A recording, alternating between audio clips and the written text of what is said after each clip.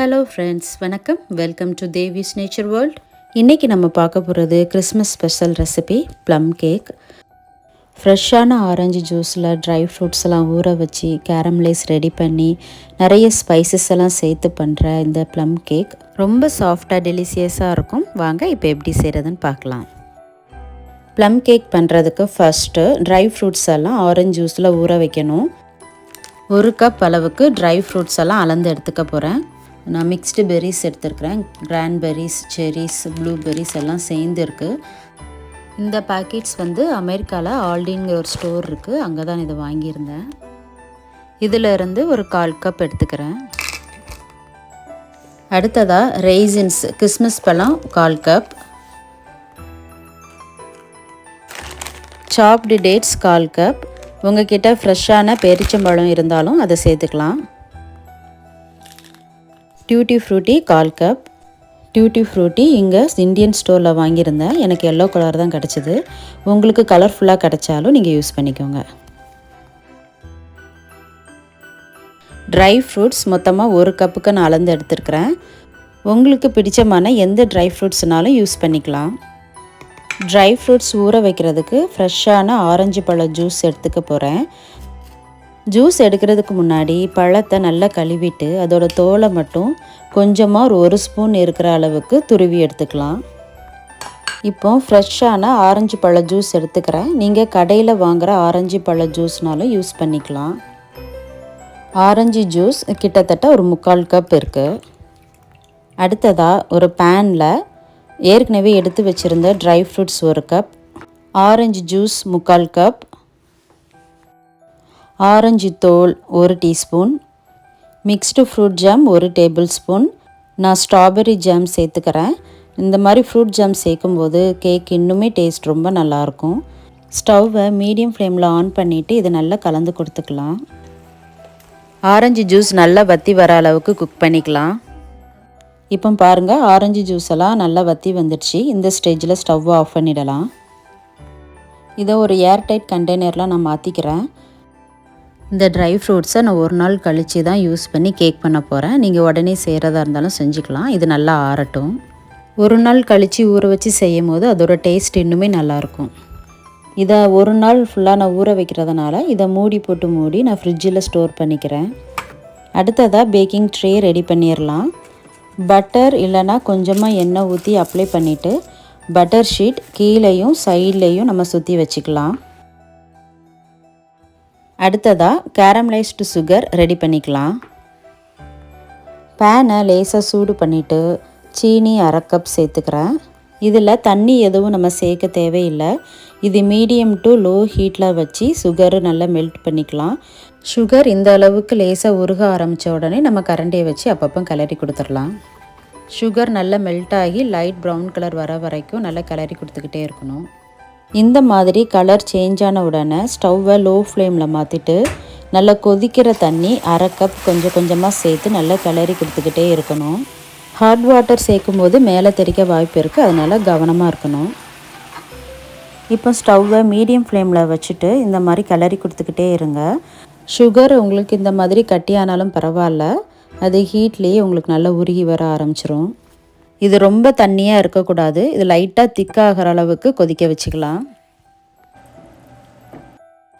பாருங்கள், இந்த ஸ்டேஜில் நம்ம ஸ்டவ்வை ஆஃப் பண்ணிவிட்டு இது வேற ஒரு பாத்திரத்துக்கு மாற்றி இதை ஆற வச்சிடலாம். அடுத்ததாக ட்ரை இன்க்ரீடியன்ட்ஸ் எல்லாம் ரெடி பண்ணிடலாம். மிக்சிங் பவுல் எடுத்துக்கிறேன். ஜல்லடை வச்சுட்டு மைதா 1 கப்,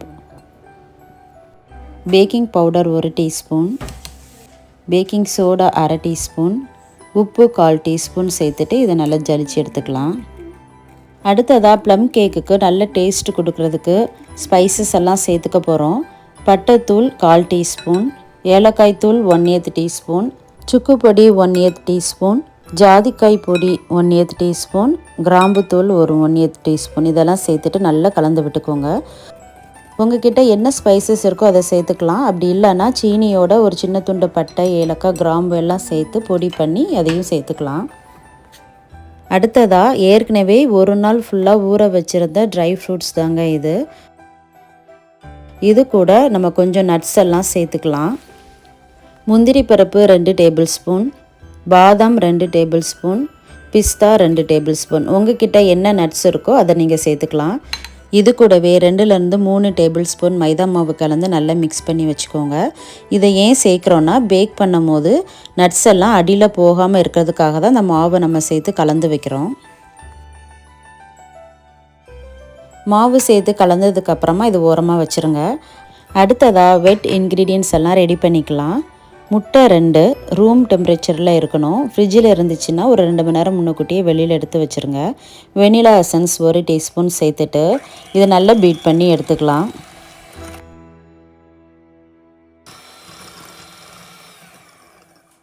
இந்த மாதிரி லைட்டாக கலர் சேஞ்ச் ஆகிற அளவுக்கு பீட் பண்ணிவிட்டு சுகர் 1/4 கப் கொஞ்சம் கொஞ்சமாக சேர்த்து நல்லா பீட் பண்ணிக்கலாம்.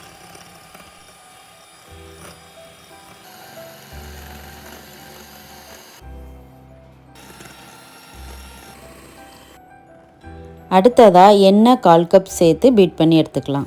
வாசனை இல்லாத எண்ணெயாக சேர்த்துக்கோங்க. நான் ரீஃபைண்ட் ஆயில் யூஸ் பண்ணியிருக்கிறேன். எண்ணெய் சேர்த்து பீட் பண்ணதுக்கப்புறமா ட்ரை இன்க்ரீடியன்ட்ஸ் சேர்த்துக்கலாம். மாவை கொஞ்சம் கொஞ்சமாக சேர்த்து நல்லா கலந்து கொடுத்துடலாம். கடைசியாக இருக்கிற கொஞ்சம் மாவையும் சேர்த்துட்டு ஏற்கனவே நம்ம ரெடி பண்ணி வச்சுருக்கிற கேரமலைஸ்டு சுகரையும் சேர்த்து நல்லா கலந்து விட்டுக்கலாம்.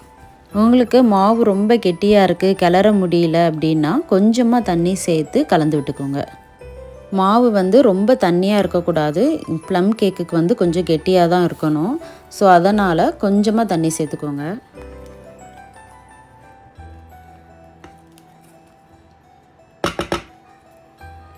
அடுத்ததாக ஊற வச்சுருந்த ட்ரை ஃப்ரூட்ஸை சேர்த்து நல்லா மிக்ஸ் பண்ணிக்கலாம்.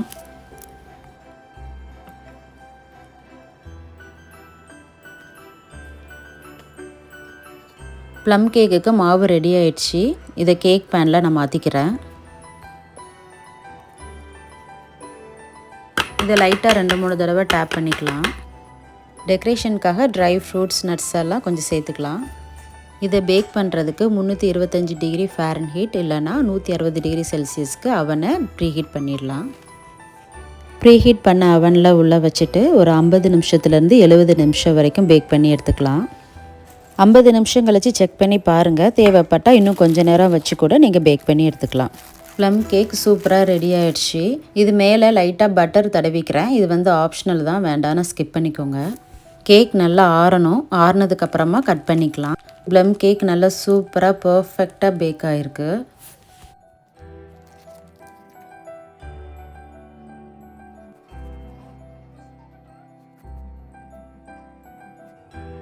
பாருங்கள் கேக் எவ்வளோ சூப்பராக ரெடி ஆகிட்டுன்னு. இதில் ஊற வச்ச ட்ரை ஃப்ரூட்ஸ் நட்ஸ் ஸ்பைசஸ் எல்லாம் சேர்த்துருக்கிறதுனால இது டேஸ்ட் ரொம்ப நல்லாயிருக்கும். நல்ல சாஃப்டான டெலிசியஸான ப்ளம் கேக் ரெடி.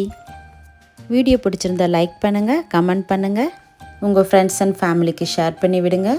நம்ம சேனலை இதுதான் தடவை பார்க்குறீங்கன்னா மறக்காமல் நம்ம சேனலை சப்ஸ்கிரைப் பண்ணிவிடுங்க. தேங்க்ஸ் ஃபார் வாட்சிங்.